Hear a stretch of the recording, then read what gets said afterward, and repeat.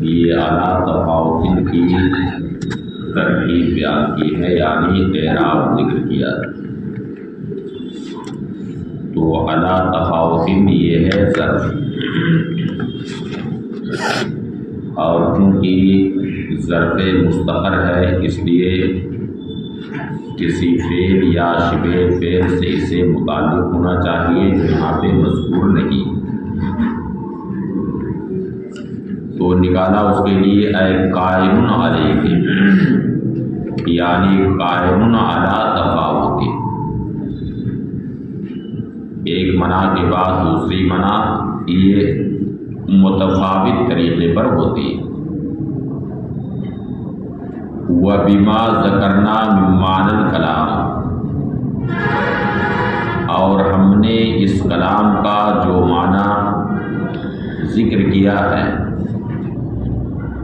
اس سے یہ بات ظاہر ہو رہی ہے کہ مصنف کا قول منع المقدمہ یہ مبتدا، اور مصنف کا قول علی منع یہ کیا ہے؟ ظرف مستقر ہے جو اسی سے حال ہے، اور مصنف کا قول علی تقدیر التسلیم یہ حال متداخلہ، اور مصنف کا قول علی تفاوت یہ اس کی خبر۔ تو اب اس کا تعلق ما قبل سے ہوا، یعنی ایک مقدمے پر منع وارد کرنے کے بعد دوسرے مقدمے پر منع، اس حال میں کہ بر تقدیر تسلیم ہو علی تفاوت، یہ کیسے ہیں؟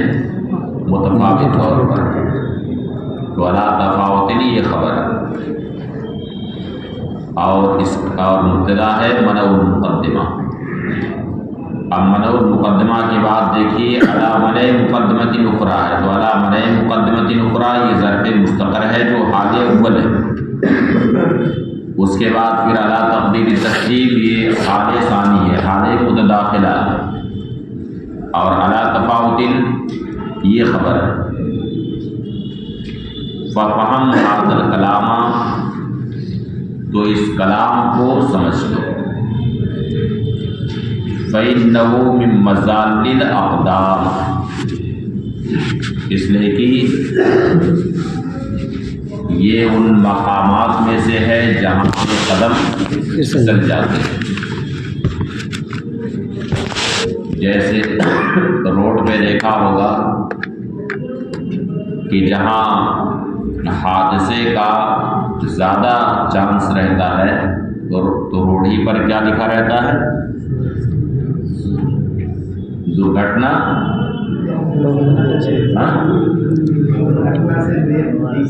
نہیں درگھٹنا بہولیہ چھیتر، ہاں درگھٹنا بہولیہ چھیتر، جی باہل چھیتر یہ لکھا رہتا ہے، اس کا کیا مطلب ہے؟ علاقے میں ہاں، یعنی آپ ہوش و حواس سے نہیں رہیں گے تو درگھٹنا یہاں پر ہو سکتی ہے، اس کا زیادہ خطرہ ہے۔ وقد لا يضر المنع، اور کبھی منع مضر نہیں ہوتی، یعنی مؤلف کے حق میں کبھی ایسا ہوتا ہے کہ منع بجائے مضر ہونے کے اس کے لیے کھاد ثابت ہوتی ہے۔ کیا ثابت ہوتی ہے؟ کھاد۔ تو کھاد کا کام کیا ہوتا ہے؟ کھاد نہیں معلوم ہے؟ جی، کھاد جب کھیت میں پڑ جاتی ہے تو ہاں کھیت اور لہلہا اٹھتی ہے۔ تو کبھی ایسی ہوتا ہے کہ منع بجائے مضر ہونے کے مؤلف کے حق میں کیا ہوتی ہے؟ کھاد ثابت ہوتی ہے، یعنی اس کی دلیل اور مضبوط ہو جاتی ہے۔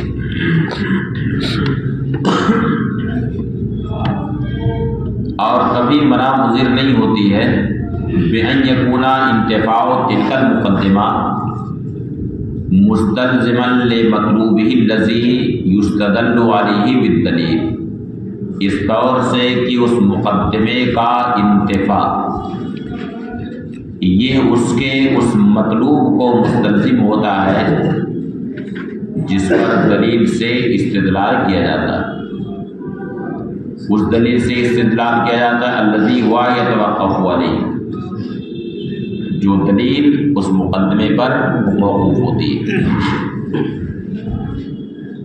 فللمعلل، اب اگر ایسی منع وارد کی جائے تو معلل کیسے جواب دے گا اس کا؟ تو فرماتے ہیں کہ معلل اس صورت میں تردید کرے اور یہ کہے کہ مقدمہ ممنوعہ یا تو ثابت ہے یا ثابت نہیں۔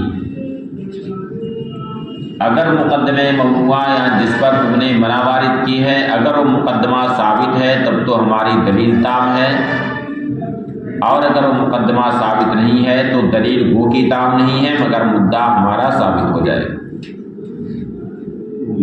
فللمعلل فی جواب ذالک المنع ان یردد، تو اس منع کے جواب میں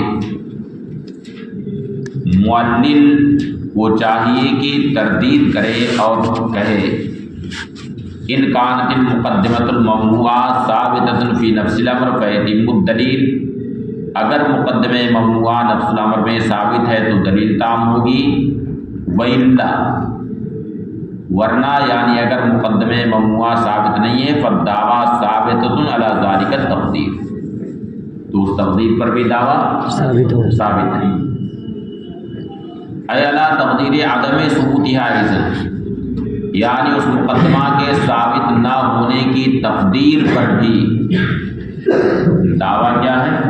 ثابت۔ کما اذا قال المعلل فی اثبات حدوث الاعیان الثابتہ، اب یہ پورا صفحہ شرح عقائد کا اٹھ کر کے یہاں چلایا،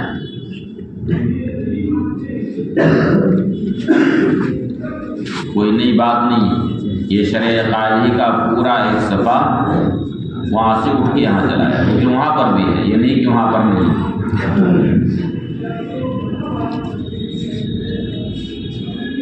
مثلاً جب معلل آیان ثابتہ کا حدوث ثابت کرنے کے لیے کہے، کیا کہیں کہ آیان ثابتہ متغیر، وَكُلُّ مُتَغَيِّرٍ لَا يَخْلُو عَنِ الْحَوَادِثِ، اور کوئی بھی متغیر حوادث سے خالی نہیں، یعنی آیان ثابتہ متغیر ہیں اور ہر متغیر محل حادث، کوئی بھی متغیر حوادث سے خالی نہیں۔ وَكُلُّ مَا هُوَ كَذَلِكَ، اور جو بھی ایسا ہوگا یعنی جو بھی حوادث سے خالی نہ ہوگا فَهُوَ حادث، تو کیا ہوگا؟ ہاں حادث ہوگا۔ اما کونہا متغیرۃ، رہا یہ کہ آیان ثابتہ متغیر ہیں، فظاہر، تو یہ کیا ہے؟ ظاہر، جس کا ہم ہر صبح و شام مشاہدہ کرتے رہتے ہیں۔ دیکھیں یہاں پہ کتنے آیان ثابتہ ہیں اور سب متغیر ہیں کہ نہیں؟ ہاں متغیر نہیں ہیں، ارے یہ آیان ثابتہ کبھی ای قدر تھے اور اب کیا ہو گئے؟ آ قدر ہو گئے، تو یہ سب کیا ہیں؟ متغیر ہے. تغیر ہو رہا ہے کہ نہیں؟ جی. اس لیے کہا اما کونہا متغیرتن، رہا آیان ثابتہ کا متغیر ہونا وظاہر. تو یہ کیا ہے؟ ظاہر. سب لوگ دیکھ رہے ہیں کہ نہیں اپنی آنکھ؟ جی. واما کون کل متغیر محل للحوادث، اور رہا یہ کہ ہر متغیر محل حادث ہے. تو اس کی وجہ یہ ہے کہ تغیر کس چیز کا نام؟ انتقال الشیء من حالت الى حالت اخرى، شے کا ایک حال سے دوسرے حال کی طرف منتقل ہونا، اسی کا نام تغیر ہے. کہ پہلے سب ای قدر تھے، اب آ قدر ہو گئے. تو ای قدر والی حالت سے منتقل ہو گئے کدھر؟ آ قدر والی حالت پر. اور ظاہر ہے کہ آ قدر والی حالت کی پہلے کب ہوئی ہے؟ آ قدر والی حالت پہلے تھی، یہاں قدر والی حالت اب ہوئی ہے، پہلے نہیں تھی. اور سب میں یہ حالت ہے، ہر متغیر کے ساتھ یہ حالت ہے، یہ سارے آیان ثابتہ کے ساتھ یہ حالت ہے. تو اس کا مطلب ہے کہ یہ سب محل حادث، اس لیے کہ آن قدر والی جو حالت ہے وہ پہلے نہیں تھی، اب ہوئی ہے. تو یہ سارے آیان ثابتہ کیا ہوئے؟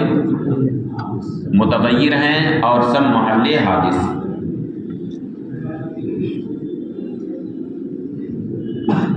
وَأَمَّا كَوْنُ كُلِّ مُتَغَيِّرٍ مَحَلًّا لِلْحَوَادِثِ، اور رہا یہ کہ ہر متغیر محل حوادث ہے. فَلِأَنَّ التَّغَيُّرَ إِنَّمَا هُوَ انتقال الشيء من حالة إلى حالة أخرى.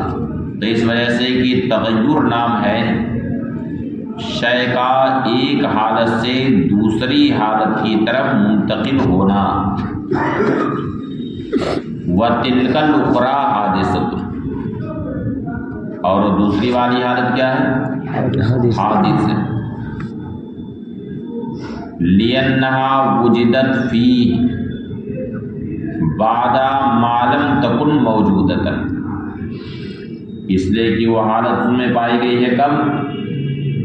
بعد اس کے کہ وہ حالت پہلے موجود نہیں تھی. بتاؤ ان چہروں پر پہلے داڑھی تھی؟ یہ حالت تھی پہلے؟ تو یہ حالت پائی گئی ہے بعد ما لم تکن موجود،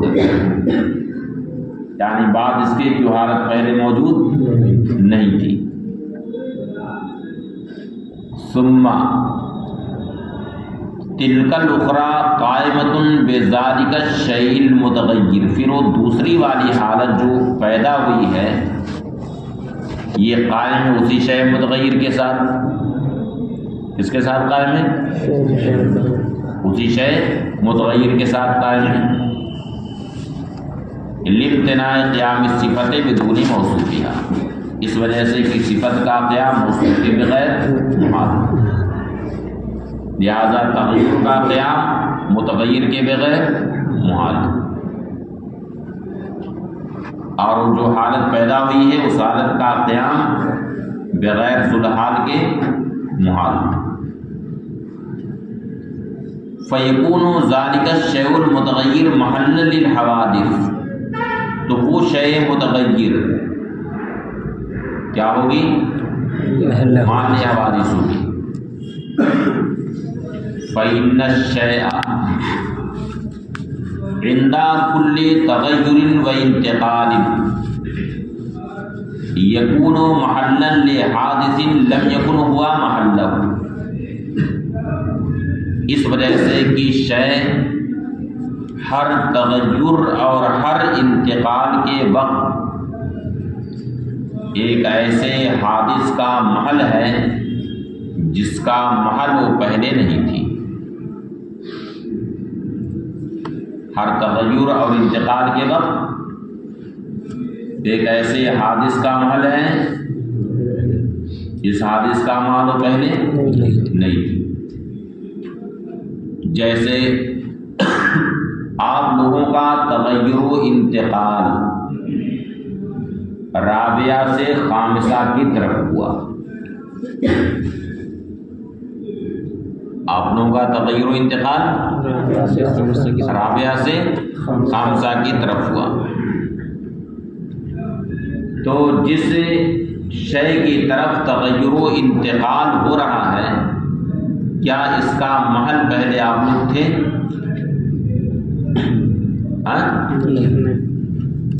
اس کا محل تھے پہلے؟ تو جس حالت کی طرف تغیر و انتقال ہوا اس کا محل پہلے وہ شے نہیں ہوتی.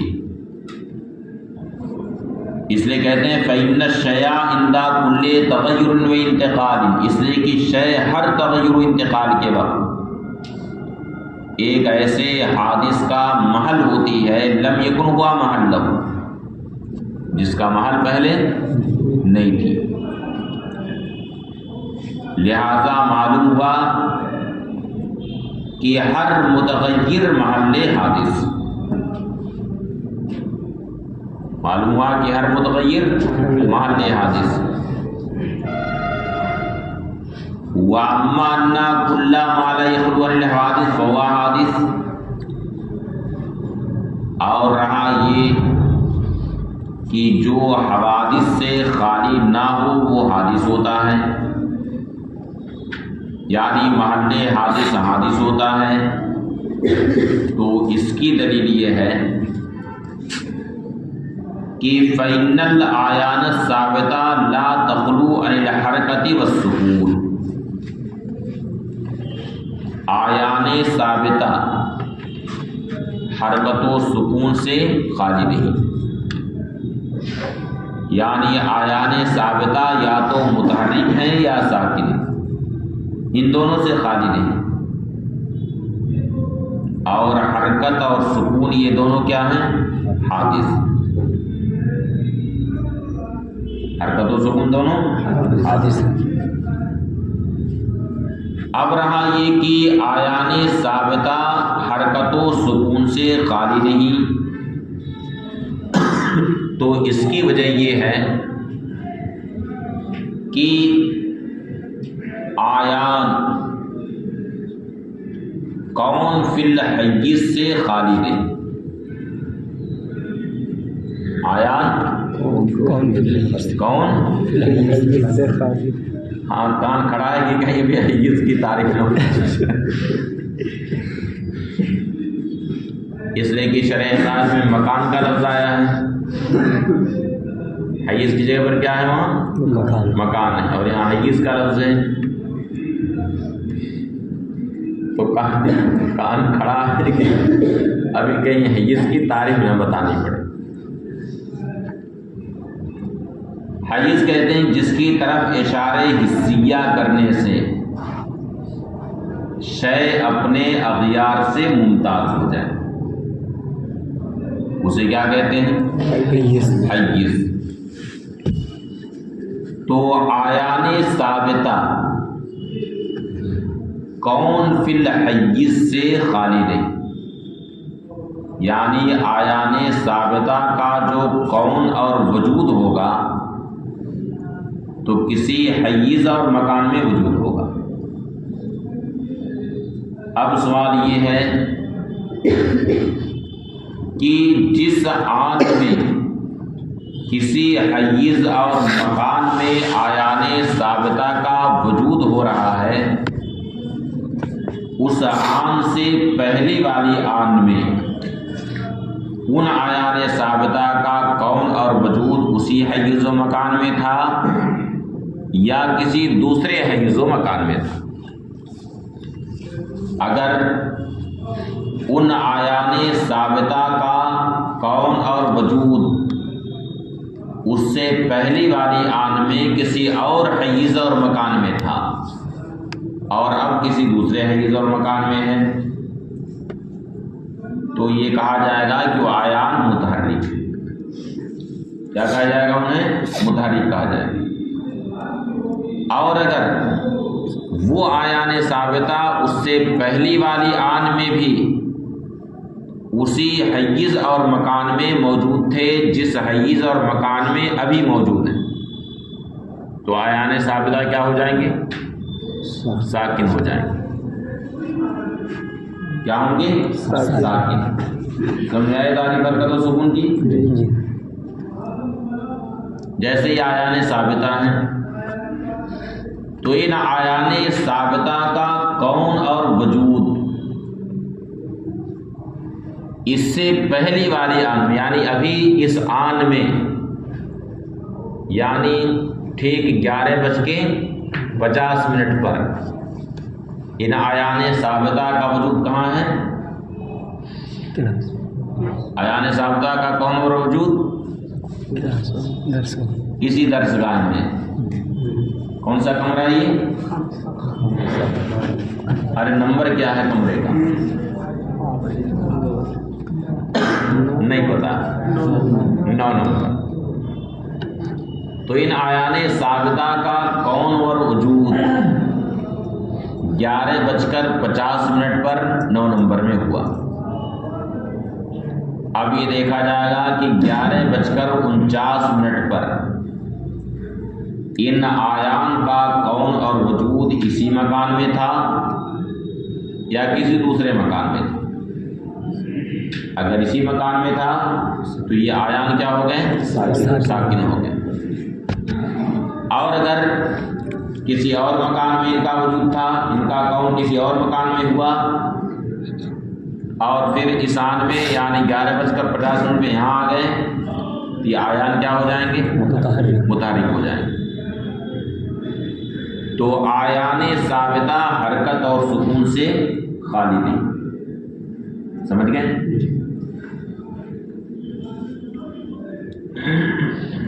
وَبَيَانُ عَدْمِ الْخُلُوِ، اور فَلِأَنَّ الْآيَانَ الثَّابِتَةَ، تو اس وجہ سے کہ آیان ثابتہ حرکت و سکون سے خالی نہیں، وہما حادثان، اور یہ دونوں حادث ہیں۔ اب حرکت و سکون سے خالی نہیں ہے تو عدم خلو کا بیان یہ ہے کہ آیان کون فی الحیز سے خالی نہیں، یعنی کسی حیز و مکان میں وجود سے خالی نہیں۔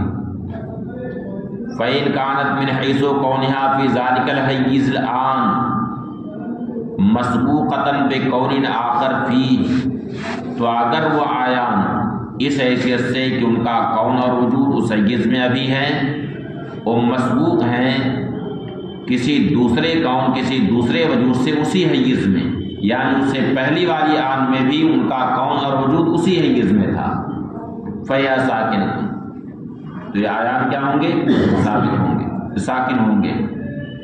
وَإِن لَّمْ تَكُن مَسْبُوقَةً بِكَوْنٍ آخَرٍ فِيهِ، اور اگر خاص اس حیز اور مکان میں کسی دوسرے کون اور وجود سے مسبوق نہیں تھے بلکہ کسی دوسرے حیز میں ان کا کون اور وجود تھا اس سے پہلی والی آن میں، فَمُتَحَرِّكًا، تو آیان ثابتہ کیا ہوں گے؟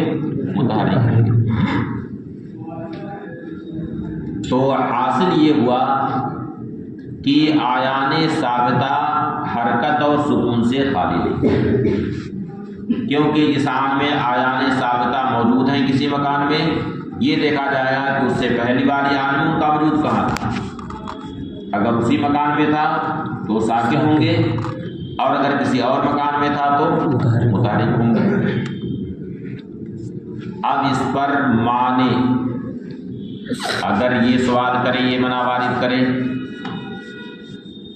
کہ حرکت و سکون میں جو آپ نے انحصار کیا ہے یہ ہمیں تسلیم نہیں، ہمیں یہ تسلیم نہیں ہے کہ آیان ثابتہ حرکت و سکون سے خالی نہیں۔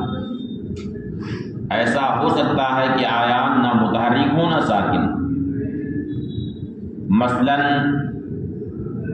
جو شے بالکل ابھی ابھی وجود میں آ رہی،